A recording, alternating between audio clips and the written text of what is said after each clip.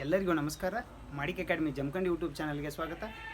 ನಾವು ಕಳೆದ ತರಗತಿಯಲ್ಲಿ ಬ್ರಿಟಿಷ್ ಆಳ್ವಿಕೆ ಅವಧಿಯಲ್ಲಿ ಸಂವಿಧಾನಕ್ಕೆ ಸಂಬಂಧಪಟ್ಟಂತೆ ಯಾವೆಲ್ಲ ಬೆಳವಣಿಗೆಗಳಾಗಿದ್ದು ಅಂಥ ಕಾಯ್ದೆ ಕಾನೂನುಗಳು ಅಂದರೆ constitutional developments during British rule ಅಂತ ಏನಿತ್ತು ಅದಕ್ಕೆ ಸಂಬಂಧಪಟ್ಟಂತೆ ಕಾಯ್ದೆ ಕಾನೂನುಗಳನ್ನ ಅಧ್ಯಯನ ಮಾಡ್ತಾಯಿದ್ವಿ. ಅದರ ಮುಂದುವರೆದ ಭಾಗದಲ್ಲಿ ನಾವು ಇವತ್ತು ಏನು ಮಾಡೋಣ, ಮೊನ್ನೆ 1773ರ ರೆಗ್ಯುಲೇಟಿಂಗ್ ಕಾಯ್ದೆಯನ್ನು ಅದರೊಟ್ಟಿಗೆ ಮತ್ತು ಅದನ್ನು ಲೋಪದೋಷಗಳನ್ನ ತಿದ್ದುಪಡಿ ಮಾಡಲಿಕ್ಕೆ ಬಂದಿರತಕ್ಕಂಥ ಸರ್ ವಿಲಿಯಂ ಪಿಟ್ಸ್ ಅವರ ನೇತೃತ್ವದಲ್ಲಿ ಬಂದಿರತಕ್ಕಂಥ ಸಮಿತಿ ಅಂದರೆ ಪಿಟ್ಸ್ ಇಂಡಿಯಾ ಆ್ಯಕ್ಟ್ 1784 ಅಧ್ಯಯನ ಮಾಡಿದ್ವಿ. ಅದಕ್ಕೆ ಕಂಟಿನ್ಯೂಡ್ ಪಾರ್ಟ್ ಆಗಿ ನಾವು ಇವತ್ತು ಏನು ಮಾಡ್ತಾಯಿದ್ದೀವಿ ಅಂತಂದರೆ ಮುಂದುವರೆದ ಭಾಗದಲ್ಲಿ ಈ ಚಾರ್ಟರ್ ಕಾಯ್ದೆಗಳನ್ನ ಅಧ್ಯಯನ ಮಾಡ್ತಾಯಿದ್ದೀವಿ. ಚಾರ್ಟರ್ ಕಾಯ್ದೆಗಳಂತ ನಾವು ಕರಿತೀವಿ. ಆ ಚಾರ್ಟರ್ ಕಾಯ್ದೆಗಳಂದರೆ 1793, 1813, ಆಮೇಲೆ ಕ್ರಿಸ್ತಶಕ 1833 ಮತ್ತು ಕ್ರಿಸ್ತಶಕ 1853ರ ಚಾರ್ಟರ್ ಕಾಯ್ದೆಗಳನ್ನು ಇವತ್ತಿನ ತರಗತಿಯಲ್ಲಿ ಅಧ್ಯಯನ ಮಾಡೋಣ. ಒಂದನೇ ಚಾರ್ಟರ್ ಕಾಯ್ದೆ ಯಾವಾಗ ಜಾರಿಗೆ ಬರ್ತದೆ ಅಂತಂದರೆ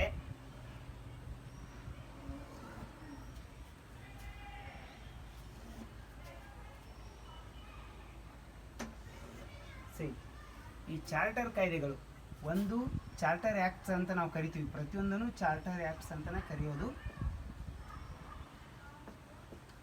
ಚಾರ್ಟರ್ ಆ್ಯಕ್ಟ್ 1793, ಅದಾದಮೇಲೆ 1813 ಚಾರ್ಟರ್ ಆ್ಯಕ್ಟ್, ದೆನ್ 1833 1833ರ ಚಾರ್ಟರ್ ಕಾಯ್ದೆ, 1853ರ ಚಾರ್ಟರ್ ಕಾಯ್ದೆ ಅಂತ ನಾವು ಕರಿತೀವಿ. ಇವುಗಳನ್ನು ಹಂತ ಹಂತವಾಗಿ ಬ್ರಿಟಿಷರು ಜಾರಿಗೆ ತಂದಿದ್ದಾರೆ. ಹಂತವಾಗಿ ಜಾರಿಗೆ ತಂದಿರುವಾಗ ಏನೆಲ್ಲ ಹೇಳುತ್ತೆ ಇದು ನಿಯಮದಲ್ಲಿ ಅಂತಂದರೆ, ಒಂದು 1793ರ ಚಾರ್ಟರ್ ಕಾಯ್ದೆ ಯಾಕೆ ಜಾರಿಗೆ ತರ್ತಾರೆ ಅಂದರೆ, ಮೇನ್ ಇಂಟೆನ್ಷನು ಬ್ರಿಟಿಷ್ ಪಾರ್ಲಿಮೆಂಟಿಂದು ಮ್ಯಾಕ್ಸಿಮಮ್ ರೆವೆನ್ಯೂನ ಕಲೆಕ್ಟ್ ಮಾಡೋದಾಗಿತ್ತು. ಹೌದಾ? ಮ್ಯಾಕ್ಸಿಮಮ್ ಅಂದರೆ ಎಷ್ಟು ಕಂದಾಯ ಸಂಗ್ರಹ ಆಗ್ತದೋ ಅಷ್ಟು ಕಂದಾಯ ಸಂಗ್ರಹವನ್ನು ಯಾರಿಂದ ಮಾಡಿಸ್ಕೊಳ್ಳೋದು, ಈಸ್ಟ್ ಇಂಡಿಯಾ ಕಂಪ್ನಿಯಿಂದ ಮಾಡಿಕೊಳ್ಳೋದು ಉದ್ದೇಶನ ಹೊಂದಿತ್ತು. ಆದರೆ ಇಲ್ಲಿ ಏನು ಮಾಡ್ತಾರೆ, ಚಾರ್ಟರ್ ಕಾಯ್ದೆಗಳನ್ನ ಜಾರಿಗೆ ತಂದು ಏನು ಮಾಡ್ತಾರೆ ಅಂತಂದರೆ, ನೋಡಿ, ಚಾರ್ಟರ್ ಕಾಯ್ದೆಯನ್ನು ಜಾರಿಗೆ ತರಬೇಕಂದ್ರೆ ಒಂದನೇದು ಒಂದನೇ ಪಾಯಿಂಟ್ ಏನಂದರೆ, ಈಸ್ಟ್ ಇಂಡಿಯಾ ಕಂಪನಿ ಏನಿತ್ತಲ್ಲ, ಈಸ್ಟ್ ಇಂಡಿಯಾ ಕಂಪನಿ, ಹೌದಾ, ಈಸ್ಟ್ ಇಂಡಿಯಾ ಕಂಪನಿಯ ವಾಣಿಜ್ಯ ಸವಲತ್ತುಗಳನ್ನು, ಹೌದಾ, ಕಮರ್ಷಿಯಲ್ ಪ್ರಿವಿಲೇಜಸ್ ಅಂತ ಕರೀತಾರೆ ಇದನ್ನು. ವಾಣಿಜ್ಯ ಸವಲತ್ತುಗಳು, ಹೌದಾ, ಈ ಸವಲತ್ತುಗಳನ್ನು ಏನು ಮಾಡುತ್ತಾ ಈ ಕಾಯ್ದೆ 1793ರ ಚಾರ್ಟರ್ ಕಾಯ್ದೆಯು ವಾಣಿಜ್ಯ ಸವಲತ್ತುಗಳನ್ನು ಈಸ್ಟ್ ಇಂಡಿಯಾ ಕಂಪ್ನಿಗೆ ಏನು ಮಾಡುತ್ತಾ ಮತ್ತೆ 20 ವರ್ಷ ಏನು ಮಾಡುತ್ತಾ ಅಂದರೆ ಮುಂದುವರಿಸುತ್ತಾರೆ. ಹೌದಾ, 20 ವರ್ಷ ಎಕ್ಸ್ಟೆಂಡ್ ಮಾಡುತ್ತಾ, ವಿಸ್ತಾರ ಮಾಡುತ್ತಾ. ಅಷ್ಟೇ ಅಲ್ಲದೆ 20 ವರ್ಷ ಎಕ್ಸ್ಟೆಂಡ್ ಮಾಡಿದ ಮೇಲೆ ಕಂಪನಿಯಿಂದ ಡಿವಿಡೆಂಟ್ ಎಷ್ಟು ಆಯಿತು ಅಂತಂದರೆ, ಹೌದಾ, ಈ ಕಾಯ್ದೆ ಎಷ್ಟು ಅವಕಾಶ ಕೊಡುತ್ತಾ ಅಂದರೆ 10%, ಹೌದಾ, 10% ಡಿವಿಡೆಂಟ್, ಅಥವಾ ನಾವೇನಂತ ಕರಿತೀವಿ ಇದನ್ನು, ಲಾಭಾಂಶ ಅಂತ ಕರಿತೀವಿ. ಹೌದಾ, ಲಾಭಾಂಶ ಅಂತ ಕರಿತೀವಿ.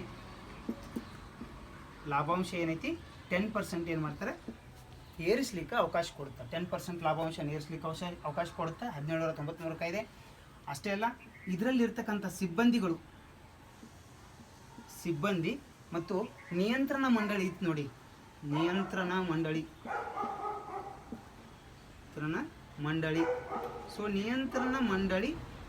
ನಿಯಂತ್ರಣ ಮಂಡಳಿ ಅಂದರೆ ಬೋರ್ಡ್ ಆಫ್ ಕಂಟ್ರೋಲರ್ ಅಂತ ಇತ್ತಲ್ಲ, ಇವುಗಳಿಗೆ ಏನು ಸ್ಯಾಲ್ರಿ ಕೊಡಬೇಕಲ್ಲ, ಸ್ಯಾಲರಿ ಅಥವಾ ಸಂಬಳ, ಸ್ಯಾಲ್ರಿ ಆರ್ ಸಂಬಳ ಎಲ್ಲಿಂದ ಪೇ ಮಾಡಬೇಕಂದ್ರೆ ಈಸ್ಟ್ ಇಂಡಿಯಾ ಕಂಪ್ನಿನೇ ಪೇ ಮಾಡ್ಬೇಕಂತೇಳಿ ನಿಯಮ ಹೇಳುತ್ತೆ.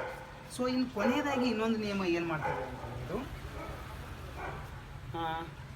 ಏನು ಕಂದಾಯ, ನ್ಯಾಯಾಂಗ ಮತ್ತು ಕಂದಾಯ ಆಡಳಿತವನ್ನು ಬೇರ್ಪಡಿಸುತ್ತೆ. ಕಂದಾಯ ಆಡಳಿತ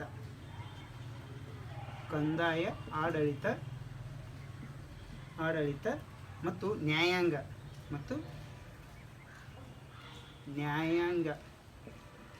ಬೇರ್ಪಡಿಸುತ್ತೆ. ಇದರಲ್ಲಿ ಒಂದು ಬರುತ್ತೆ, ಹೌದಾ, ಇಲ್ಲೇ ಬರೆದ್ಬಿಡ್ತೀನಿ ನೋಡೋದನ್ನ. ಮಾಲ್ ಅದಾಲತ್ಗಳಂತ ಬರ್ತವೆ. ಮಾಲ್ ಅದಾಲತ್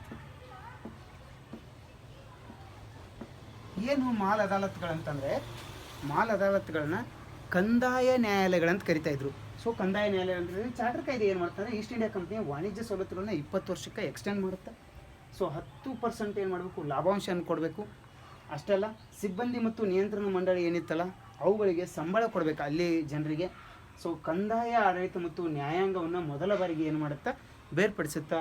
ಆವಾಗ ಮಾಲ್ ಅದಾಲತ್ಗಳು ಏನಾಗ್ತವೆ, ಡಿಸಫಿಯರ್ ಆಗ್ತವೆ, ಕಣ್ಮರೆ ಆಗ್ತವೆ. ಕಣ್ಮರೆ ಆಗೋದ್ರಿಂದ ಏನೈತಿ, ಕಂದಾಯ ಮಾಲ್ ಅದಾಲತ್ ಅಂದರೆ ಬೇರೆ ಏನಿಲ್ಲ, ಕಂದಾಯ ನ್ಯಾಯಾಲಯಗಳನ್ನು ಮಾಲ್ ಅದಾಲತ್ಗಳಂತ ಕರಿತಾ ಇದ್ರು.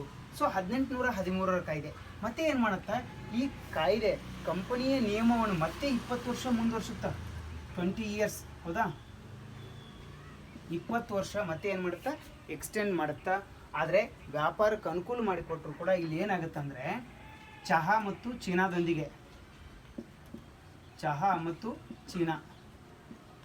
ಚೀನಾದೊಂದಿಗೆ ವ್ಯಾಪಾರ ಏನು ಮಾಡ್ತಾ ಇದ್ರಲ್ಲ, ಇದನ್ನು ಹೊರತುಪಡಿಸಿ ಕಂಪನಿಯ ಏಕಸ್ವಾಮ್ಯವನ್ನು ರದ್ದುಗೊಳಿಸುತ್ತಾ. ಮೊನೋಪೊಲಿ ಅಂತ ನಾವು ಕರಿತೀವಿ, ಏಕಸ್ವಾಮ್ಯ ಅಥವಾ ಮೊನೋಪೊಲಿ. ಹೌದಾ, ಈ ಮೊನೋಪೊಲಿಯನ್ನು ಹೌದಾ ಏನು ಕೊನೆಗೊಳಿಸುತ್ತಾ. ಮೊನೋಪೊಲಿಯನ್ನು ಕೊನೆಗೊಳಿಸಿದ ಮೇಲೆ ಇಲ್ಲಿ ಏನಾಗುತ್ತಂದ್ರೆ 1813 ಕಾಯ್ದೆ ಪ್ರಕಾರ, ಸೊ ಈ ಡಿವಿಡೆಂಟ್ ಏನು 10% ಲಾಭಾಂಶ ಇತ್ತಲ್ಲ, ಇದನ್ನು ಎಲ್ಲಿಗೆ ಹೆಚ್ಚು ಮಾಡ್ತದೆ ಅಂದರೆ 10.5% ಡಿವಿಡೆಂಟನ್ನು ಹೆಚ್ಚು ಮಾಡ್ತದೆ ಈ ಕಾಯ್ದೆ. 1813 ಚಾರ್ಟರ್ ಕಾಯ್ದೆ 10.5% ಡಿವಿಡೆಂಟನ್ನು ಹೆಚ್ಚು ಮಾಡುತ್ತೆ. ಅಷ್ಟೇ ಅಲ್ಲ, ಇದು ಯಾವುದು 1813 ಚಾರ್ಟರ್ ಕಾಯ್ದೆ ಪ್ರಕಾರ ಭಾರತಕ್ಕೆ ಯಾರು ಬರ್ತಾರೆ ಅಂದರೆ ಮಿಷನರಿಗಳು ಬರ್ತವೆ. ಮಿಷನರಿಗಳು ಭಾರತಕ್ಕೆ ಬರ್ತಾವ. ಭಾರತಕ್ಕೆ ಬಂದು ಇವ್ರು ಏನು ಮಾಡ್ತಾರೆ ಅಂದರೆ ಮತಾಂತರ ಕಡೆಗೆ ಜಾಸ್ತಿ ಒಲವನ್ನು ತೋರಿಸ್ತಾರೆ. ಅಂದರೆ ಇಲ್ಲಿಯ ಜನರನ್ನು ಮತಾಂತರಗೊಳಿಸೋದು, ಧಾರ್ಮಿಕವಾಗಿ ಮತಾಂತರ ಮಾಡೋದು. ಹೌದಾ, ಧಾರ್ಮಿಕವಾಗಿ ಏನು ಮಾಡ್ತಾರೆ, ಧಾರ್ಮಿಕ ಮತಾಂತರ ಕಡೆಗೆ, ಹೌದಾ ಮತಾಂತರ, ಇದಕ್ಕೆ ಏನು ಮಾಡ್ತಾರೆ, ಜಾಸ್ತಿ ಒತ್ತನ್ನು ಕೊಡ್ತಾರೆ. ಸೊ ಹೀಗಾಗಿ ಇಲ್ಲಿ ಮಿಷನರಿಗಳು ಏನು ಮಾಡ್ತಾರೆ ಅಂದರೆ ಶಿಕ್ಷಣದ ಬದಲಾಗಿ ಜಾಸ್ತಿ ಧಾರ್ಮಿಕ ಮತಾಂತರತೆಗೆ ಒತ್ತನ್ನು ಕೊಡ್ತವೆ. ಕೊನೆಯದಾಗಿ ಇದು ಇನ್ನೂ ಒಂದು ಕೆಲಸ ಮಾಡ್ತಾ 1813 ಕಾಯ್ದೆ ಭಾರತದಲ್ಲಿ ಶಿಕ್ಷಣವನ್ನು ಇಂಪ್ರೂವ್ ಮಾಡೋ ಸಲುವಾಗಿ 1 ಲಕ್ಷ ರೂಪಾಯಿಗಳನ್ನು ಮೀಸಲಿಡುತ್ತಾ. 1 ಲಕ್ಷ ರೂಪಾಯಿಗಳನ್ನು ಶಿಕ್ಷಣಕ್ಕಾಗಿ, ಭಾರತದಲ್ಲಿ ಶಿಕ್ಷಣ ಇಂಪ್ರೂವ್ ಮಾಡಬೇಕಲ್ಲ, ಭಾರತದ ಶಿಕ್ಷಣನ ಇಂಪ್ರೂವ್ ಮಾಡಬೇಕಲ್ಲ, ಆ ಕಾರಣಕ್ಕಾಗಿ ಮೀಸಲಿಡುತ್ತೆ. ಆದರೆ ಆ ದುಡ್ಡು ಬಳಕೆ ಆಗೋದಿಲ್ಲ, ಹಾಗೆ ಉಳ್ಕೊಂಡ್ಬಿಡುತ್ತೆ. ಕೊನೆಯದಾಗಿ ಇದನ್ನು ಇಲ್ಲಿ ಮತ್ತೆ ಡಿವೈಡ್ ಆಗುತ್ತೆ, ಆಂಗ್ಲಿಸ್ಟರು, ಓರಿಯೆಂಟಲಿಸ್ಟರು ಅದೆಲ್ಲ ಬರ್ತದೆ, ಅದು ಇಲ್ಲಿ ಡಿಸ್ಕಷನ್ ಮಾಡೋದು ಬೇಡ, ಕಾಯ್ದೆಗಳನ್ನು ಮಾತ್ರ ನೋಡ್ಕೊಂಡು ಹೋಗೋಣ. ಸೊ ಮತ್ತೆ ಇಲ್ಲಿ ಏನಾಗ್ತದೆ ಅಂದರೆ ಮತ್ತೆ 1800 ಅಂದರೆ ಈ ಚಾರ್ಟರ್ ಕಾಯ್ದೆ ಅಂತಂದರೆ ಪ್ರತಿ 20 ವರ್ಷಕ್ಕೆ ಏನು ಮಾಡ್ತಾ ಇದ್ರು ಅಂತಂದರೆ ರಿನ್ಯೂವಲ್ ಮಾಡೋ ಸಿಸ್ಟಮ್ ಇದ್ದಂಗೆ ಇದು. ಹೌದಾ, 1793 ಆದಮೇಲೆ ಮತ್ತೆ 1813ಕ್ಕೆ 20 ವರ್ಷ ಆದಮೇಲೆ ರಿನ್ಯೂವಲ್ ಆಯಿತು. ಮತ್ತೆ 1813 ಆದಮೇಲೆ ಮತ್ತೆ 1833ಕ್ಕೆ ಮತ್ತೆ ಏನಾಯ್ತು ಅಂದರೆ ಇಲ್ಲಿ ಕೂಡ 20 ವರ್ಷ ರಿನ್ಯೂವಲ್ ಆಯಿತು. ಸೊ 20 ಇಯರ್ಸ್ ಅಂತ ನಾವು ಕರಿತೀವಿ, 20 ಇಯರ್ಸ್. ಇಲ್ಲಿ ಮತ್ತೆ ರಿನ್ಯೂವಲ್ ಆಯ್ತಲ್ಲ, ರಿನ್ಯೂವಲ್ ಆದಮೇಲೆ ಇಲ್ಲಿ ಏನು ಮಾಡ್ತಾಯಿದ್ರು ಅಂತಂದರೆ, ಸೊ ವ್ಯಾಪಾರದಲ್ಲಿ ಕಂಪನಿಗೆ ಏನಾಗುತ್ತೆ, ಏಕಸ್ವಾಮ್ಯವನ್ನು ಸಂಪೂರ್ಣವಾಗಿ, ಇಲ್ಲೇನು ಮೊನೋಪೊಲಿ ಇತ್ತಲ್ಲ ಕೊನೆಗಾಣಿತ್ತು, ಬಟ್ ಚಹಾ ಮತ್ತು ಚೀನಾಕ್ಕೆ ಸಂಬಂಧಪಟ್ಟಂತೆ ವ್ಯಾಪಾರದಲ್ಲಿ ಅವ್ರಿಗಿತ್ತು. ಅದರಲ್ಲಿ ಮೊನೋಪೊಲಿ ಅಥವಾ ಏಕಸ್ವಾಮ್ಯತೆ ಅನ್ನೋದು ಏನಿತ್ತಲ್ಲ ಅದು ಸಂಪೂರ್ಣವಾಗಿ ರದ್ದಾಗುತ್ತೆ. ಮೊನೋಪೊಲಿ ಏನೈತಲ್ಲ ಇಲ್ಲಿ ಸಂಪೂರ್ಣವಾಗಿ ರದ್ದಾಗುತ್ತೆ.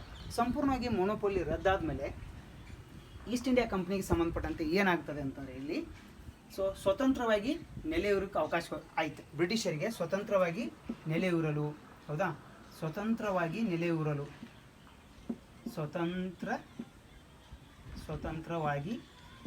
ಹೌದಾ ನೆಲೆಯೂರಲಿಕ್ಕೆ ಅವಕಾಶ ಮಾಡಿಕೊಡುತ್ತಾ. 1833 ಕಾಯ್ದೆ ಬ್ರಿಟಿಷರಿಗೆ ಸ್ವತಂತ್ರವಾಗಿ ನೆಲೆಯೂರಲಿಕ್ಕೆ ಅವಕಾಶ ಕೊಡುತ್ತಾ.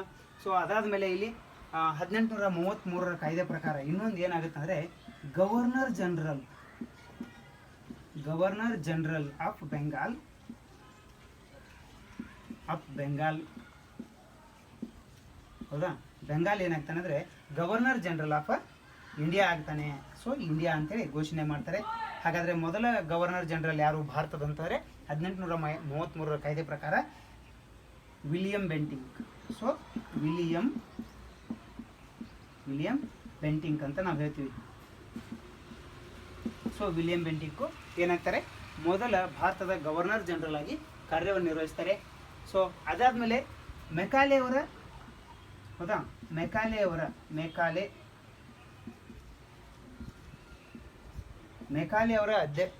ಅಧ್ಯಕ್ಷತೆಯಲ್ಲಿ ಏನು ಮಾಡ್ತಾರೆ ಅಂದರೆ ಕಾನೂನು ಆಯೋಗವನ್ನು ನೇಮಿಸ್ತಾರೆ. ಕಾನೂನು ಆಯೋಗ ನೇಮಿಸ್ತಾರೆ 1854ರಲ್ಲಿ ಈ ಒಂದು ಕಾಯ್ದೆಯ ಉದ್ದೇಶಕ್ಕಾಗಿ. ಸೊ 1833 ಕಾಯ್ದೆ ಅವಕಾಶ ಕೊಡುತ್ತಾ. ಸೊ ಇದಕ್ಕೆ ಸಂಬಂಧಪಟ್ಟಂತೆ ಇನ್ನೊಂದು ಪಾಯಿಂಟ್ ಇಂಪಾರ್ಟೆಂಟ್ ಏನಂದರೆ ನಾಗರಿಕ ಸೇವೆಗಳಿಗೆ ಏನು ಮಾಡುತ್ತಾ, ಅನುವು ಮಾಡಿಕೊಡ್ತೈತಿ, ಪ್ರಯತ್ನ ಮಾಡ್ತಾ ಅಷ್ಟೇ, ಆದರೆ ಅವಕಾಶ ಕೊಡಲ್ಲ. ಏನು ಮಾಡ್ತೈತಿ, ನಾಗರಿಕ ಸೇವೆ ಸೇರುವವರಿಗೆ ಏನು ಮಾಡುತ್ತಾ ಅವಕಾಶ ಕೊಡುತ್ತಾ ನಾಗರಿಕ ಸೇವೆಗೆ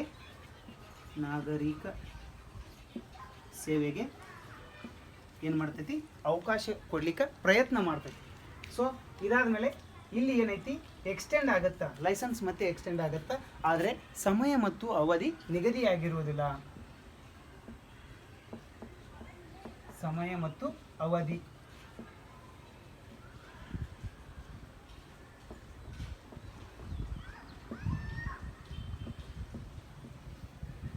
ನೋಡಿ 1853 ಚಾರ್ಟರ್ ಕಾಯ್ದೆ ಪ್ರಕಾರ ಈಸ್ಟ್ ಇಂಡಿಯಾ ಕಂಪನಿಗೆ ಏನು 20 ವರ್ಷ ಲೈಸೆನ್ಸನ್ನು ಎಕ್ಸ್ಟೆಂಡ್ ಮಾಡ್ಕೊಂಡು ಬಂದಿದ್ರಲ್ಲ, ಅದನ್ನು 1853 ಕಾಯ್ದೆಯಲ್ಲಿ ಏನು ಮಾಡ್ತಾರೆ ಅಂತಂದರೆ ಯಾವುದೇ ಸಮಯ ಅಥವಾ ಅವಧಿಯನ್ನು ನಿಗದಿ ಮಾಡೋದಿಲ್ಲ, ಅದು ಹಾಗೆ ಮುಂದುವರ್ಕೊಂಡು ಹೋಗುತ್ತಾ. ಅದಾದಮೇಲೆ ಇವರು ಕೂಡ ಏನು ಮಾಡ್ತಾರೆ ಅಂದರೆ ನಾಗರಿಕ ಸೇವೆಗಳಿಗೆ ಮೊದಲ ಬಾರಿಗೆ ಅವಕಾಶ ನೀಡುತ್ತೆ. ಇದು ನಾಗರಿಕ ಸೇವೆಗಳಿಗೆ ಮೊದಲ ಬಾರಿಗೆ ಅವಕಾಶ ನೀಡುತ್ತೆ. ಅಷ್ಟೇ ಅಲ್ಲ, ಭಾರತೀಯರಿಗೂ ಕೂಡ ಅವಕಾಶ ಕೊಡುತ್ತಾ. ಭಾರತೀಯರಿಗೂ ಕೂಡ ಇದು ಅವಕಾಶವನ್ನು ಕೊಡುತ್ತಾ ನಾಗರಿಕ ಸೇವೆಗಳಲ್ಲಿ ಪಾರ್ಟಿಸಿಪೇಟ್ ಮಾಡಲಿಕ್ಕೆ. ಸಿವಿಲ್ ಸರ್ವೆಂಟ್ ಅಥವಾ ಸಿವಿಲ್ ಸರ್ವಿಸ್ ಅಂತ ಏನು ಕರಿತೀವಿ ಅಲ್ಲಿ ಅವಕಾಶ ಕೊಡುತ್ತಾ. ಇದಾದಮೇಲೆ ಇಲ್ಲಿ ಯಾವುದು 1854ರಲ್ಲಿ 1854 ಮೆಕಾಲೆ ಅವರ ಅಧ್ಯಕ್ಷತೆಯಲ್ಲಿ ಒಂದು ಆಯೋಗವನ್ನು ನೇಮಕ ಮಾಡ್ತಾರೆ. ಸೊ ಆಯೋಗವನ್ನು ನೇಮಕ ಮಾಡ್ತಾರೆ. ಅದು ಯಾವುದಕ್ಕೆ ಸಂಬಂಧಪಟ್ಟಿತ್ತು ಅಂತಂದರೆ ನಾಗರಿಕ ಸೇವೆಗಳಿಗೆ ಸಂಬಂಧಪಟ್ಟಿತ್ತು. ಹೌದಾ? ಈ ನಾಗರಿಕ ಸೇವೆ ಏನಿತ್ತಲ್ಲ, ಈ ನಾಗರಿಕರಿಗೆ ಸೇವೆಗೆ ಸಂಬಂಧಪಟ್ಟಂತೆ ಮೆಕಾಲೆ ಅವರ ಅಧ್ಯಕ್ಷತೆಯಲ್ಲಿ ಹೌದಾ, ಈ ಸಮಿತಿಗೆ ಯಾರು ಅಧ್ಯಕ್ಷತೆ ವಹಿಸಿದ್ರು ಅಂದರೆ ಮೆಕಾಲೆ ಅವರು ವಹಿಸ್ತಾರೆ.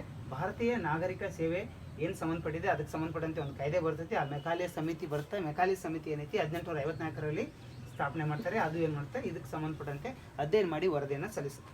ಸೊ ಅಷ್ಟೇ ಅಲ್ಲ, ಇನ್ನೂ ಒಂದು ಇಂಪಾರ್ಟೆಂಟ್ ಪಾಯಿಂಟ್, ಈ 1853 ಕಾಯ್ದೆಯಿಂದ ನಮಗೆ ಏನು ತಿಳಿದು ಬರುತ್ತೆ ಅಂತಂದರೆ ಸ್ಥಳೀಯ ಪ್ರಾತಿನಿಧ್ಯ ಅವಕಾಶ ಕೊಡುತ್ತಾ. ಸ್ಥಳೀಯ ಪ್ರಾತಿನಿಧ್ಯ ಹೌದಾ, ಸ್ಥಳೀಯ ಪ್ರಾತಿನಿಧ್ಯಕ್ಕೆ ಅವಕಾಶ ಕೊಡುತ್ತಾ. ಅಲ್ಲಿ ಏನಾಗುತ್ತೆ, ಲೆಜಿಸ್ಲೇಟಿವ್ ಕೌನ್ಸಿಲ್ಗೆ ಭಾರತೀಯರನ್ನು ನೇಮಕ ಮಾಡ್ತಾರೆ. ಲೆಜಿಸ್ಲೇಟಿವ್ ಕೌನ್ಸಿಲ್ ಆಫ್ ಇಂಡಿಯಾ ಅಂತ ಕರೀತಾರೆ. ಸೊ ಅಷ್ಟೇ ಅಲ್ಲ, ಅಲ್ಲಿ 4 ಜನರಿಗೆ ಅವಕಾಶ ಕೊಡ್ತಾರೆ. ಬಾಂಬೆ, ಮದ್ರಾಸು, ಕಲ್ಕತ್ತಾ ಮತ್ತು ವಾಯುವ್ಯ ಪ್ರಾಂತ್ಯದಿಂದ. ಬಾಂಬೆ, ಮದ್ರಾಸ್, ಕಲ್ಕತ್ತಾ ಮತ್ತು ವಾಯುವ್ಯ ಪ್ರಾಂತ್ಯಗಳಿಂದ ಏನು ಮಾಡ್ತಾರೆ, ಭಾರತದಿಂದ ಪ್ರಾತಿನಿಧ್ಯವನ್ನು ಕೊಡ್ತಾರೆ. ಈ ಒಂದು ಸ್ಥಳೀಯ ಪ್ರಾತಿನಿಧ್ಯ ಅಂತ ನಾವು ಕರಿತೀವಿ, ಅಲ್ಲಿ ಅವಕಾಶ ಕೊಡ್ತಾರೆ. ಸೊ ಇದಿಷ್ಟು ಇಲ್ಲಿವರೆಗೂ ಏನಾಯ್ತು ಅಂತಾರೆ 1853 ಚಾರ್ಟರ್ ಕಾಯ್ದೆ ಅಂತ ಹೇಳ್ಬೋದು. ಅದಾದಮೇಲೆ ನಾಗರಿಕ ಸೇವೆಗಳಿಗೆ ಕೊಡ್ತಾರೆ. ಸೊ ನಾಗರಿಕ ಸೇವೆಗಳು ಇಲ್ಲಿಂದನೇ ಡೆವಲಪ್ ಹಾಕೊಂಡು ಹೋಗಿ ನಾಗರಿಕ ಸೇವೆಗಳ ಪಿತಾಮಹ ಅಂತೇಳಿ ನಾವು ಲಾರ್ಡ್ ಕಾರ್ನ್ ವಾಲಿಸ್ನನ್ನು ಕರಿತೀವಿ. ಸೊ ಇರಲಿ. ಸೊ ಇದು ಚಾರ್ಟರ್ ಕಾಯ್ದೆಗಳ ಬಗ್ಗೆ. ಇವುಗಳಿಗೆ ಸಂಬಂಧಪಟ್ಟಂತೆ ಭಾಳ ಇಂಪಾರ್ಟೆಂಟ್ ಆಗೋದು ಏನಂತಂದರೆ, ಇಲ್ಲಿವರೆಗೂ ಕೇಳಿರ್ತಕ್ಕಂಥದ್ದಂತಂದರೆ ಒಂದು ನಾಗರಿಕ ಸೇವೆಗಳ ಬಗ್ಗೆ ಕೇಳಿದ್ದಾರೆ. ಸೊ ಮೆಕಾಲೆ ಆಯೋಗಗಳ ಬಗ್ಗೆ ಕೇಳಿದ್ದಾರೆ. ಮೆಕಾಲೆ ಕಾನೂನು ಆಯೋಗದ ಬಗ್ಗೆ ಕೇಳಿದರೆ ಜಾಸ್ತಿ ಪ್ರಶ್ನೆ. ಸೊ ಅದಾದಮೇಲೆ ವಿಲಿಯಂ ಬೆಂಟಿಂಕ್ ಅವರು ಭಾರತದ ಗವರ್ನರ್ ಜನರಲ್ ಆಗಿದ್ದು ಅದರ ಬಗ್ಗೆ ಕೇಳಿದ್ದಾರೆ. ಅದಾದಮೇಲೆ ಇಲ್ಲಿ ಯಾವುದು 1 ಲಕ್ಷ ರೂಪಾಯಿಯನ್ನು ಭಾರತೀಯ ಶಿಕ್ಷಣಕ್ಕಾಗಿ ಏನು ಮೀಸಲಿಟ್ಟಿತ್ತಲ್ಲ 1813 ಕಾಯ್ದೆ, ಇವುಗಳ ಬಗ್ಗೆ ಏನು ಮಾಡಿದರೆ ಪ್ರಶ್ನೆ ಏನು ಕೇಳಿದರೆ. ಸೊ ಈ ಚಾರ್ಟರ್ ಕಾಯ್ದೆಗಳ ಬಗ್ಗೆ ಇಂಪಾರ್ಟೆಂಟ್ ಆಗುತ್ತೆ. ಸೊ ತದನಂತರದಲ್ಲಿ ನಾವು ಯಾವುದು 1861 1892 ಕೌನ್ಸಿಲ್ ಕಾಯ್ದೆಗಳನ್ನು ಓದ್ಕೊಳ್ಳೋಣ. ಅದಾದಮೇಲೆ 1909 ಭಾರತ ಮಿಂಟೋ ಮಾರ್ಲೆ ಅಂತ ಕರಿತೀವಿ. ಆಮೇಲೆ ಮಾಂಟೆಗೋ ಜೇಮ್ಸ್ ಬರ್ಡ್ ಅಂತ 1919 ಕಾಯ್ದೆಯನ್ನು ಕರಿತೀವಿ. ಅದಾದಮೇಲೆ 1935 ಭಾರತ ಸರ್ಕಾರದ ಕಾಯ್ದೆ. ಆಮೇಲೆ ಸೈಮನ್ ಕಮಿಷನು ಅವೆಲ್ಲ ಬರ್ತವೆ. ನೆಹರು ವರದಿ ಬರುತ್ತೆ. ಸೊ ಭಾರತ ಸ್ವತಂತ್ರ ಕಾಯ್ದೆ 1947 ಬರುತ್ತೆ. ಸೊ ಅದಕ್ಕೆ ಸಂಬಂಧಪಟ್ಟಂತೆ ಕ್ರಿಪ್ಸ್ ಆಯೋಗ. ಆಮೇಲೆ ಆಗಸ್ಟ್ ಕೊಡುಗೆ 40ರಲ್ಲಿ, ಆಗಸ್ಟ್ ಕೊಡುಗೆ 42ರಲ್ಲಿ ಯಾವುದು ನಮ್ಮದು ಕ್ರಿಪ್ಸ್ ಆಯೋಗ.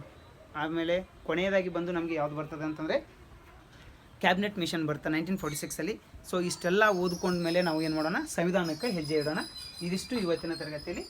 So thanks for watching. Let's meet again in next class. Have a nice day.